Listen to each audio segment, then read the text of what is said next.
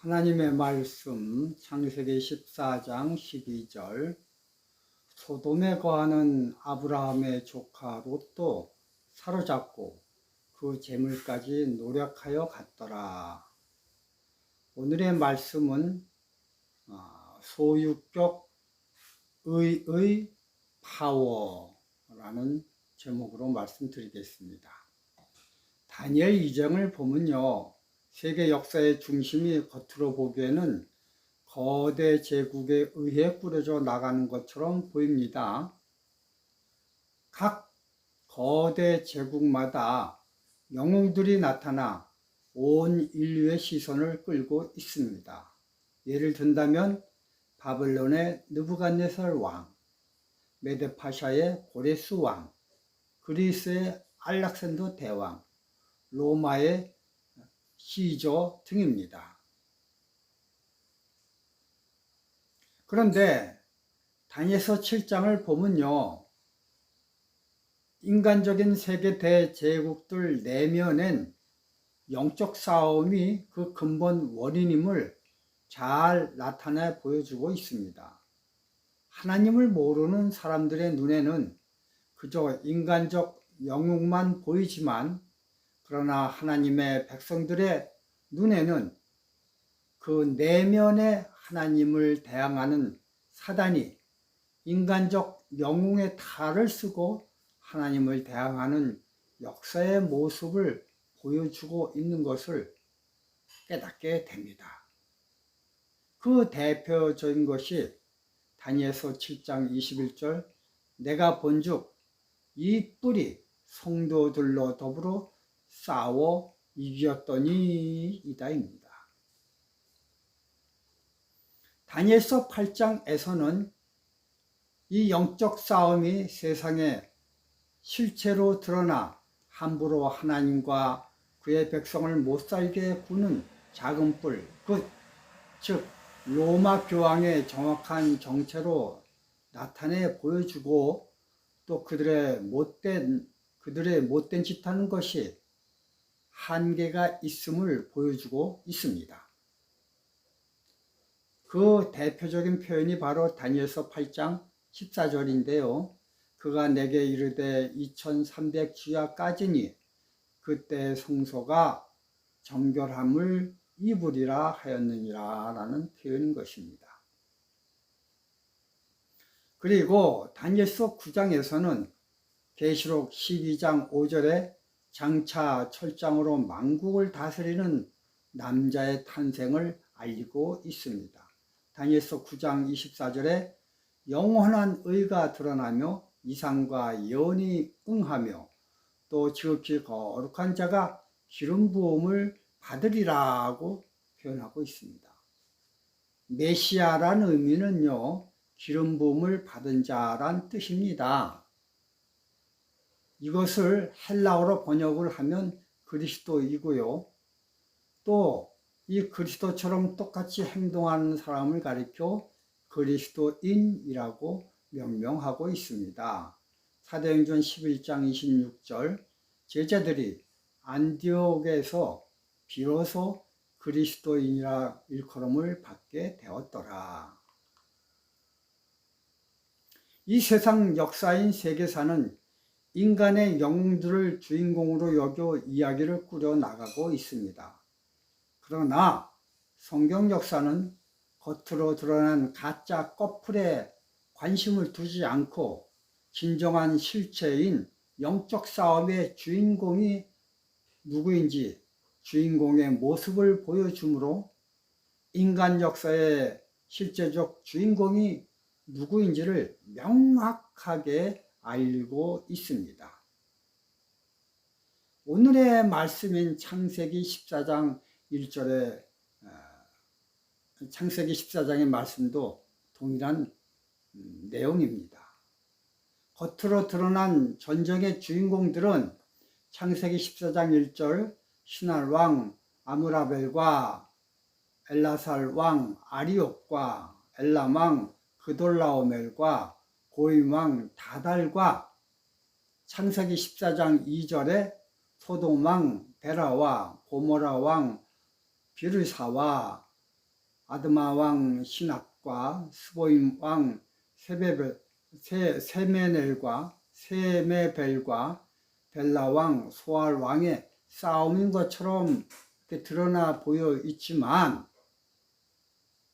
이 모양은 어디까지나 겉으로 드러난 헛개비 왕들의 모습들이고요. 여러분, 이 왕들이 엄청난 군대를 휘몰고 와서 치고받고 싸우다 승리하지만, 이 싸움의 진정한 주인공은 메소포타미아의 4왕도 아니고 가나안의 5왕도 아닙니다. 진짜 주인공은 하나님의 자녀 아브라함인 것입니다. 성경을 잘 보면요, 이들 9명의 왕들은 하나님의 자녀인 아브라함을 드러내기 위한 엑스트라에 불과한 것입니다. 만약 메소포타미아의 4왕들이 전쟁의 결과로 다수의 포로와 재물만 갖고 롯과 그의 가족을 포로로 잡아가지 않았다면, 이 전쟁은 메소포타미아 쪽의 전쟁의 승리로 끝을 맺는 이야기로 되었을 것입니다. 그리고 성경의 역사에도 적혀 있지 않았을 것입니다. 그런데 롯을 잡아감으로 이 전쟁은 인간들의 전쟁이 아니라 영적인 전쟁이 되었고, 그로 인해 하나님이 개입을 하게 되었습니다. 사실 롯조차도 전쟁의 포로가 되었다는 것에 아무런 의미가 사실 없습니다. 그러나 그 롯이 하나님의 유일한 친구인 아브라함의 조카라는 데 문제가 있는 것이 되었습니다. 창세기 14장 12절, 소돔에 거하는 아브라함의 조카 롯도 사로잡고 그 재물까지 노력하여 갔더라고 성경은 적혀 있습니다. 그러므로 우리는 성경을 읽을 때 자세히 그리고 깊이 잘 읽어야 됩니다. 소돔에 거하는 롯도 사로잡고 그 재물까지 노력하여 갔더라가 아니라, 이런 상황이라면 이 전쟁은 엘람 왕 그돌라오멜의 승리로 끝났을 것입니다. 그러나 그들의 문제는 롯을 잡아간 것이 문제가 아니라, 롯 자체의 문제가 아니라 그 롯이 아브라함의 조카라는 데 문제가 있는 것입니다. 소유격 의가 문제인 것입니다. 메소포타미아 4왕과 가나안의 5왕이 싸우건 화친을 맺건 하나님과는 전혀 상관이 없습니다. 그런데 그들이 하나님의 자녀 아브라함의 신경을 건드리거나 손끝 하나 건드리면 하나님은 그냥 계시지 않습니다. 느부갓네살이 세계를 제패하건 말건 상관이 없습니다. 유대인들을 다 죽여도 상관이 없습니다.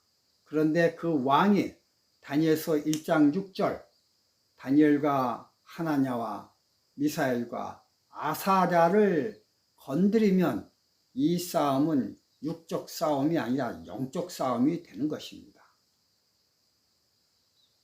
당신의 자녀이기 때문에 하나님은 가만히 계시지 않는 것입니다.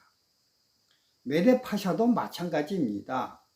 다니엘서 6장에서 왜 그 거대 제국 신하들이 합심하여 하나님의 백성 다니엘을 사자굴에 넣습니까?